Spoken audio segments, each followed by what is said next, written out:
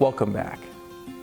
In the first half of Romans chapter 13, Paul addresses a topic that's challenging for the Christians in Rome, and it's challenging for us today too. Human government.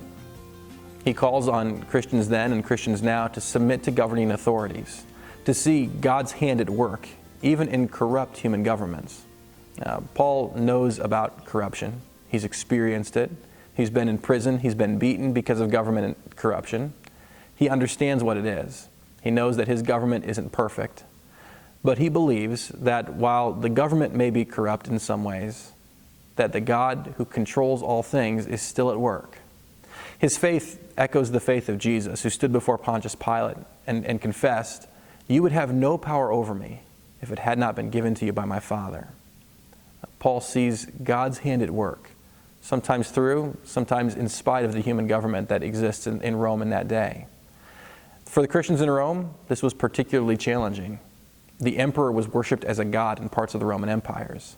There's no question that the Roman government was going to challenge their faith.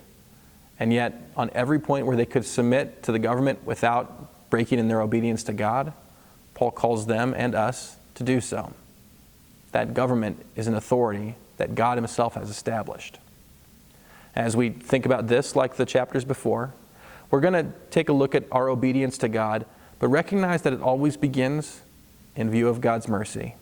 Back to that phrase, back to that reality, that the God who loved us so much that he gave his own son Jesus, that by his death and his resurrection we can have eternal life.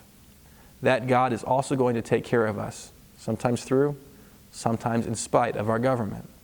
And so in view of God's mercy, God is trustworthy for us to follow, no matter where that leads. May God bless your study of his word.